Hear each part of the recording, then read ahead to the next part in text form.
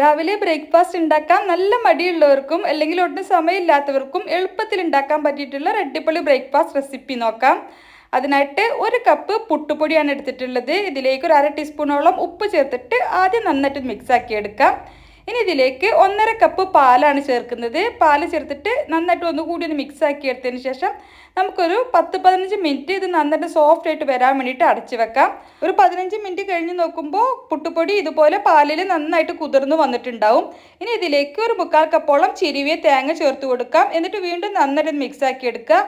ഇപ്പോൾ കുറച്ചൊന്ന് ഡ്രൈ ആയിട്ടാണ് ഉണ്ടാവുക. അപ്പോൾ അതിനനുസരിച്ചിട്ട് കുറച്ചുകൂടി പാല് ചേർത്ത് കൊടുക്കണം. ഒരു 2 ടേബിൾ സ്പൂൺ പാല് കൂടി ചേർത്തിട്ട് വീണ്ടും നന്നായിട്ട് മിക്സ് ആക്കി എടുക്കുകയാണ്. നമ്മൾ എടുക്കുന്ന പുട്ടുപൊടിക്ക് അനുസരിച്ചിട്ട് ഇപ്പോൾ ചേർക്കുന്ന പാലിൻ്റെ അളവിൽ ചെറിയ മാറ്റമൊക്കെ വരും. ഒരു 1/4 കപ്പോളം പാല് വീണ്ടും ചേർത്ത് കൊടുക്കേണ്ടി വരും. അപ്പോൾ ഇതുപോലെ ഒരു കുഴഞ്ഞ പരുവത്തിലാണ് വേണ്ടത്. അതിനനുസരിച്ചിട്ട് പാല് ചേർത്ത് കൊടുത്താൽ മതി. ഇനി നന്നായിട്ട് നെയ്യ് തടവിയിട്ടുള്ള ഒരു പ്ലേറ്റിലേക്ക് ഈ മാവ് മുഴുവനായിട്ട് ഇട്ട് കൊടുക്കുക. എന്നിട്ട് ഇതുപോലെ ഒന്ന് ലെവൽ ചെയ്ത് കൊടുക്കുക. ഇനി നമുക്കിതൊരു 15 മിനിറ്റോളം ആവി കയറ്റി വേവിച്ചെടുക്കണം. ഒരു 15 മിനിറ്റ് കൊണ്ട് തന്നെ ഇതുപോലെ നന്നായിട്ട് വെന്ത് കിട്ടും. കുറച്ചൊന്ന് ചൂടാറിയാൽ നമുക്കിതുപോലെ കട്ട് ചെയ്ത് സെർവ് ചെയ്യാം. നമുക്ക് നല്ല ചിക്കൻ മുളകിട്ടത്, ബീഫ് വരട്ടിയത്, അതുപോലെ മീൻ മുളകിട്ടതിൻ്റെ, മുട്ട റോസ്റ്റിൻ്റെ ഒക്കെ കൂടെ കഴിക്കാൻ അടിപൊളിയാണ്. ഇനി ഇതൊന്നും ഇല്ലെങ്കിൽ നല്ല ചൂട് കട്ടൻ്റെ കൂടെ വെറുതെ കഴിക്കാൻ തന്നെ നല്ല ടേസ്റ്റാണ്. അപ്പോൾ റെസിപ്പി ഇഷ്ടമായെങ്കിൽ ലൈക്ക് ചെയ്യണേ.